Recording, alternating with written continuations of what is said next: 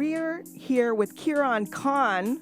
I'm telling you, he's the man. He's the man that does all the big videos here. And, again, he's from Toronto. He's ours. Kieran, talk to me again. Yo, thank like you you first didn't and even foremost meet for Sean having me. now. It's a long time you guys been dealing and doing things together. Correct. I mean, I couldn't ask for a better client or artist to work with. It's very difficult sometimes to differentiate him as an artist and him as a person because you can get so caught up in his humbleness that it's very. Sometimes you sit there and you're like, is this Sean Paul that I'm sitting down having this conversation with or doing these videos for? Because it's just how he moves. Yes. If you're in Jamaica and you go down, the hospitality extends to you is amazing. So you don't really get a lot of artists on his level that is grounded like that. And I think he's celebrating 20 or 21 years in the game, and it's 21 artists on the track, and we're in the year 2021. Only 21 years. I'm not saying Sean Paul looks old, but I actually thought he was in the big game longer than 21 years. No, well, from what I understand, yeah, it's about 20, 21 years that he's been in the game and touring. I'm pretty sure he's been doing music way before that, but I believe what he counts as artistry or touring and recording has been 20, 21 years now. Yeah. I mean, that's something that we'll clear up. Yeah. So I think we got him on the line. Hello. We're trying to connect with the big man, Sean Paul. Welcome to the Tanya Mullings show here on G98.7. But you were not hearing me. Thank you for having me. Thank you for the time. Oh. Welcome, Kieran. Big up SP every time. We have the big man Kieran in the house, and we can't leave out Sean Paul. The two of them go together. You don't know. Sean Paul, first off, before we even start, I got to big you up. Live and Livin, the unity on that album, much respect for that. Love that. Love that. Thank you. I'm appreciative of that. Everybody that's been, giving reviews on the album and thing, that was the main point of it, you know what I mean? Unity is the best community for the dancehall right now. So give thanks. Yes, and 21 artists, including Butcher Banton, Damian Marley, Busy Signal, Skillibang. I love saying that, Skillibang. Every time I say Skillibang, it's almost like I want to start singing like Barrington Levy or something, like Skillibang. Yeah, man, him name bad. Yeah. Yes, and talk about just the whole collaboration of the album. Okay, so I came home from tour in Australia last year, about February the 5th, and I haven't left since. And this pandemic thing had me in a panic kind of vibes. You know what I mean? I have asthma, so you can ask Kieran. I'm very germophobic kind of person that way. Oh. So every couple of years, I will have a breakdown and be like, "Yo, I'm dying." I'm a doctor. The doctor always have to remind me, "No, bro, you're not dying. You just have a cough, or you just buck your toe, something like that." Men are always like big babies when they're sick. By the way, just I had to say it. Sorry. Go ahead. So yeah, when this pandemic I come now and my asthma I deal with, I just my love kind of lock off. So I locked off for 5 months. I didn't do nothing. Wow. And I kind of got tired of the nothingness. You know what I mean? And said, "Yo, let me creep out back to the studio." Yes. I was actually counting on one hand, like in 5 months I had left the studio. I'd left the house. Wow. Like literally 15 times. Like I hadn't left my house. So I was here building rhythms and just chilling out, and I decided to go to the studio and start doing the thing, wear the mask and sanitize and just do that. So 5 months later we just start grinding out these rhythms and these tunes, and being that the pandemic gave me the time to chill out, have more family time, which I was very happy about. It also gave me more studio time. I'm a person that tours more than 6 months out of the year. Yes. And that kind of, even though I've been putting out steady work, like about 3 years ago, I put out an EP with Dua Lipa and, people like Becky G and Ellie Goulding and all these people was on it. Also, the Migos was on there and Tory Lanez. That was a great look, but those were things I was just doing on the fly and trying to put things together. So that's why I called it an EP instead of a full album. It was only about, I think, 8 songs. Okay. So then me wanting to put this together, I started to think of putting out just a few singles, like, one with my father, one with Squash, and just do that over a period of time. And then I decided, due to this pandemic, people need music.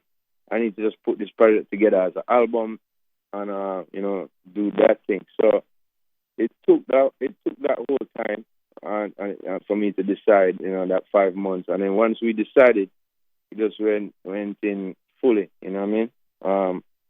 So ended up being 2 albums. I have one that dropped yesterday. It's called Live and Livin. Everybody's feeling it. I'm very happy for that. It's the most hardcore album I've done in a long time, hardcore dancehall album.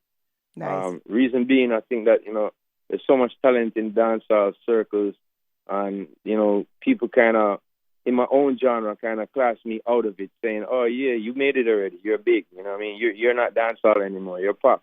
And then also the pop art people who do check out my work, they don't know the influences I have and the respect I have for the producers here and for the artists here. So I took this opportunity to do it. So big up to Island Records, because they've allowed me to put my own album out on my own label right before I put out the album for them. That album is called Scorcher.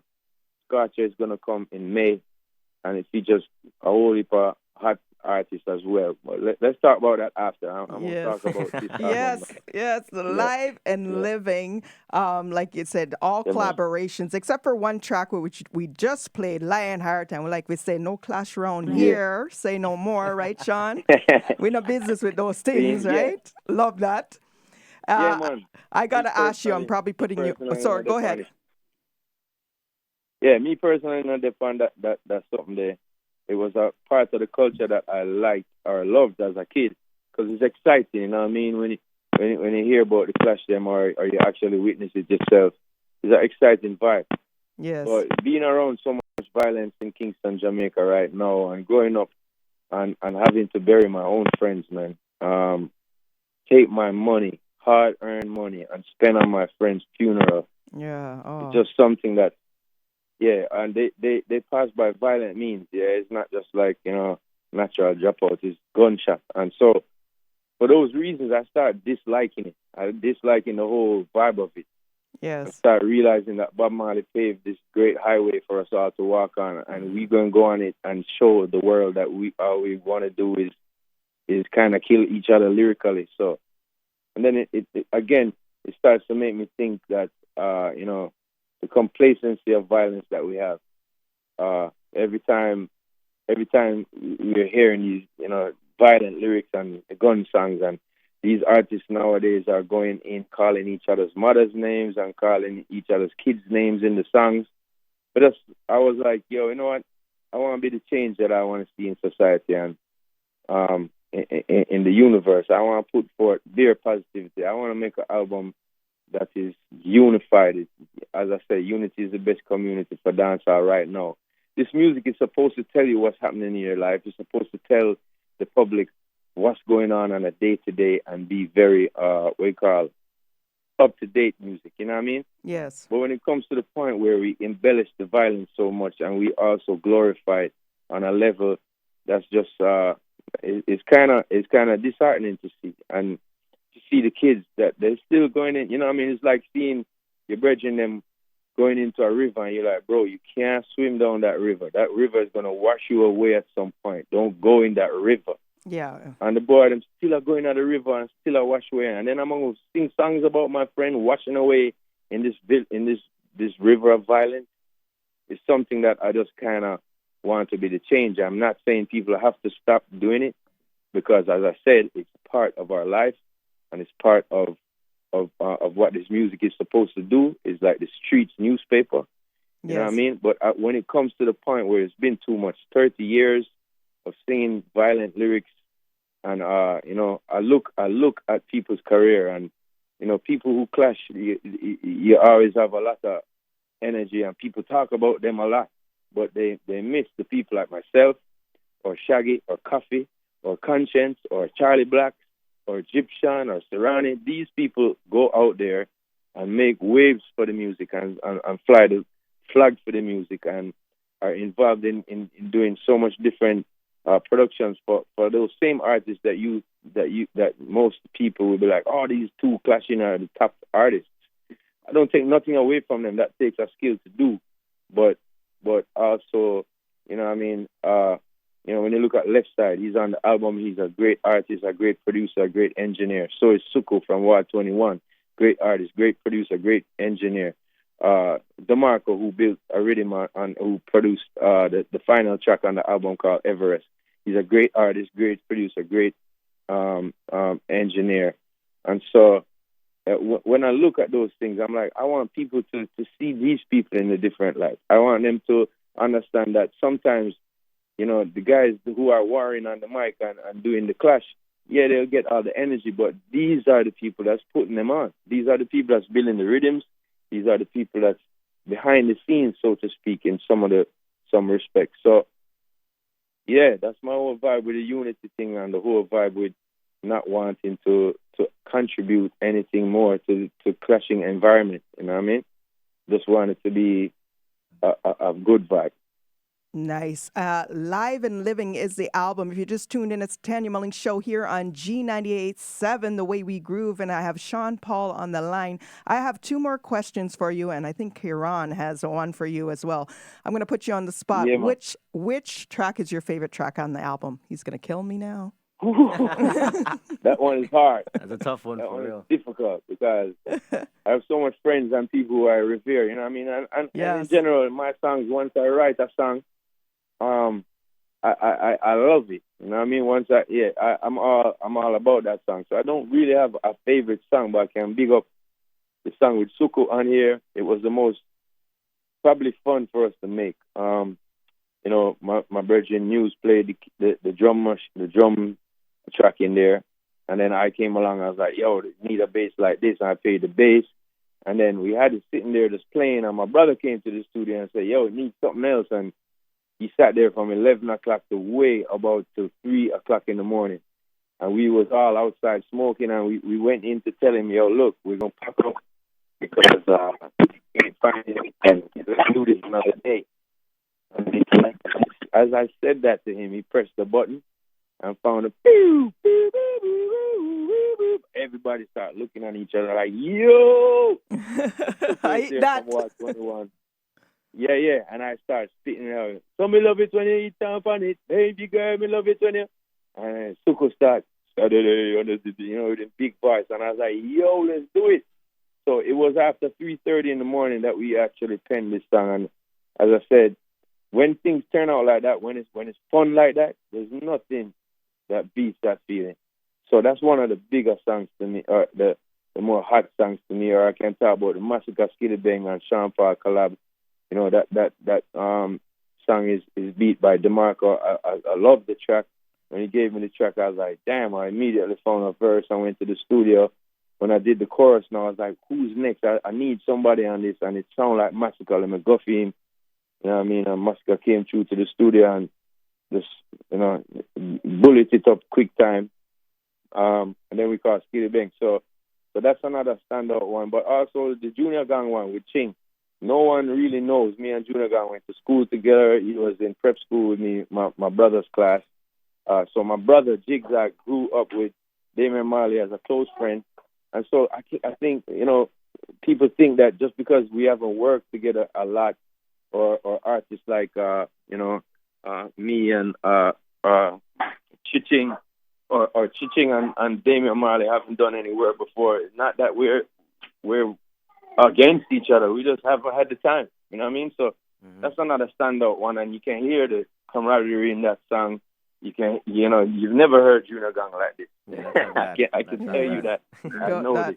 I have one more question, and we gotta wrap it up here because of time. Yeah. What is it like working with Kieran? Can't leave out Kieran.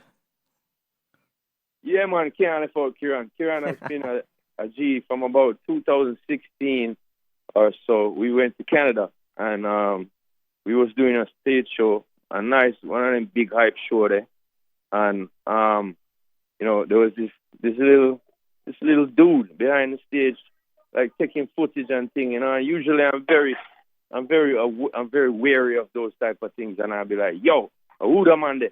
but his demeanor was a cool dude, and basically we left, and the next day I got a footage of the show, and it was him that put it together, and I was like, damn, yo, who did this? And they was like, that little dude. And I was like, you lie, Indian brother, there, mad. So yeah, from then on, it was we spoke to him about coming on tour and doing that, and from there we started to reason, and I put out an album for Ching Ching, and I wanted to shoot some videos that was really quick on the road type of thing, and he was just the perfect person. So big up to Kieran. That's where that relationship started as a stage show, and we coming through now. I've seen him grow from strength to strength, doing songs, doing videos for not only Ching, but like people like Buju Banton, who's a hero to me and a hero in the whole biz, and doing vids for me as well. So big up to Kieran, and strength to strength, brother. Appreciate that, King. And I mean, definitely, like I was telling Tanya that we did this mini doc for the album, and a lot of what you're saying, we'll probably see that being expressed in that mini doc. And by the way, I don't even know if you know, but Ronnie just shoot me a message. She said the album is also #1 in Canada on iTunes Reggae charts. So congrats to that. Bop, bop, bop, bop, bop. We got it here. We bring you the news first here on G98.7, the Tanya Mullings Show. Big up Sean Paul every time. Yes, Ronnie, big up yourself, girl. Thank you, yes, thank you, Sean, for taking the time and coming out of the pool and all these things to come on the show. Yeah, man, cool. Big up yourself. I gotta say, big up to everybody listening, all the fans who have made it #1 there in Canada. Contribute to the growth of this album, and big up every artist, every producer, every engineer that worked on it with me. I revere them so much. Big up Copper Shot Music, my brother Jig Zagula and Copper Sean. Big up people like News from Money Matters Entertainment. News is the one who actually runs my label, Dirty Rock. Big up the Brand New Machine. That's part of my management team. And I just want everybody to know this album's out now, but in May we got a new one coming with Sia on it. Ty Dolla $ign is on that album. Jada Kingdom is on that album. Gwen Stefani and Shensia is on that album in one big bad lovers rock song, a reggae one drop vibe. People like Styler G, people like Junior Gang again with Nicky Jam from the reggaeton world, and Tovlo is on the album. So also was a tune for myself too, like single tunes. So big up and thank you for the time, Tanya, and enough love to Canada, you know what I mean? Big up on yourself. Love to you. And can we get a little big up for G98.7, The Way We Groove, from the big man Sean Paul? Yeah, man.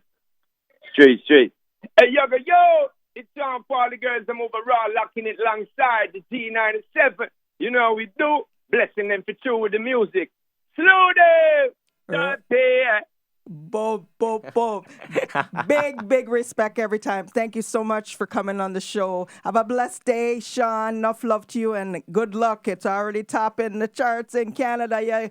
You're gone through, my friend. Take care and much have love, a blessed Sean. day. Be safe, King.